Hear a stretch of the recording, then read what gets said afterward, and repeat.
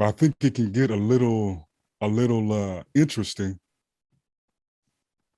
possibly precarious when one really starts to try to extrapolate out long term. Yeah. And I say that simply because a lot of times people who may have these feelings or these sentiments about, okay, I want my family, my child, my daughter, my son to be with somebody who is like us. For whatever Hmm. reason, they got that mentality from it. In most cases, most people I've come across who've actually opened up and have been open to having this conversation, it's something that they were taught from the generation above them. As just Yeah. like, okay, wash your hands, don't put your elbows on the table, and don't bring home no nigga. Yeah. Like, literally, these lessons are often passed down that way. And so it can often take people getting older in their life, stopping, having some reflection, having some actual personal direct experience with somebody of whatever stereotype that they were taught or that was embedded in their mind to actually recognize, okay, this was a prejudgment where prejudice comes from. This was an idea of somebody instead of me seeing them as the individual. And I think that it becomes important to address it eventually instead of kind of just like, because one side of it is kind of the laissez-faire. All right, cool. Maybe auntie, uncle, somebody has a little bit of, they feel a little ways about the situation, and you kind of just push through it. That's one route to go about it. I'm of the mindset that certain issues need to be handled more directly because ultimately, and this is just something I've seen play out, in different situations where, let's say, I got a partner. If they become stressed out because of the energy that they're getting from people in their lives about it, it's like they can only sometimes shrug off so much. And so I'm of the belief that in a lot of instances, I just think, the universe, God works in funny ways, but it's often families who have had these stigmas in the past on both sides. It's not just from the white side, it's from the black side, it's from the For sure. every side. But oftentimes they'll be the ones who somewhere in their family line, there'll be some mixing, of cultures that kind of forces the discussion to come up again and people to question where they have gotten these ideas from. And even a friend of mine's mother mentioned how when she was having her child was of mixed descent. At the time, her great grandfather was in the Klan Hmm. and like like I think he was like a grand wizard or something like that in the Nah. Klan. You know what I'm saying? So it's like this is Yeah. running deep. But that when the child finally came and he saw this child, it's like the shit started to melt off of him because Yeah. it was just that realization of like, all that shit I was talking, this is my blood, this is my Yeah. great, and it can force people. Sometimes it's like a spontaneous recovery, and they can just shrug it off, but sometimes it takes people really having to chew on it and be forced to deal with it. And I think that can certainly be the case when people have children, because it's one thing to be dating somebody. I think sometimes folks may hold out on their feelings just because they're kind of like, all right, well, this is a phase. Okay, she's going through a phase, he's going through this Yeah. phase, or they're acting out. But when a child comes along, then it's like, damn, am I It's really gonna real. hate my own? Does that make any sense? Am I possible? Is it possible for me to even do that? And to me, those are the things that are just another side that I think really is yet to be explored as deeply or really even touched on, because obviously we have these cultural expectations of just this idea that X should be with Y, when, like you said, and I think James would agree here too, it's about overall compatibility. And Yeah. sometimes there's this idea that if you come from similar cultures, there will be enhanced compatibility.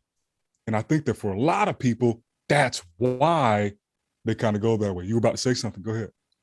Yeah. So just building off of that, one thing I like being with, and I like I said, I don't know how it is in your case, but finding out the other day that the Salmon watched the Proud Family and stuff like that was like actually like really, really like dope to me. You know what I'm saying? Like the Fresh Prince of Bel Air, because that's something that I wouldn't have even thought that you would like have watched. You know what I'm saying? So it's I think it's cool whenever those cultures can collide, you know what I'm saying? Like seeing her listen to me being able to put on some like new hip hop music and stuff like that. Her being able to put some like country music on me, like you going down a whole nother avenue that you wouldn't have done just being with somebody of your color. Not saying there's nothing wrong with that, because there's not. I'm obviously, because my dad was black, my mom was black, so like, you know what I'm saying? There's nothing wrong with that, but like you experience a whole, you know, man, I done did stuff that I wouldn't have even like thought of doing. Like, man, going kayaking, like I ain't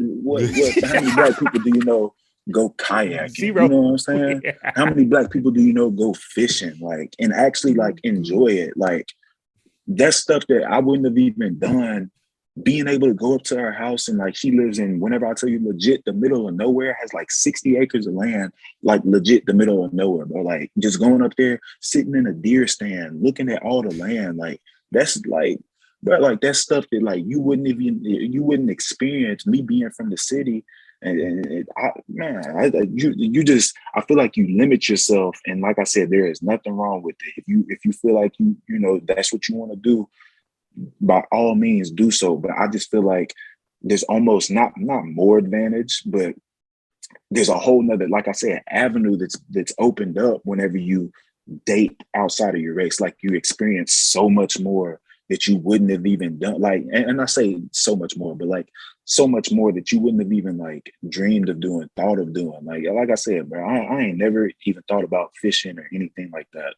Went fishing, actually caught fish. Like that's something like I enjoy to do. So it's, you just got to be open to experiences, and just closing it off. Like I don't know what the, you know, numbers or anything like that is. I ain't no expert in that, but like if you limit yourself to like one group of people, like you you know what I'm saying? Like you're limited already. That's like only saying like, okay, you can only eat chicken for the rest of your life. Like it don't matter how it is, baked, fried, whatever it is, like, but you can only eat chicken. So like you're not even getting the experience eating a burger or getting the experience eating fish or anything like that. So I just don't feel like you should limit yourself. Now, there are preferences. Like I said, some people do like prefer chicken over beef, fish over beef, or stuff like that.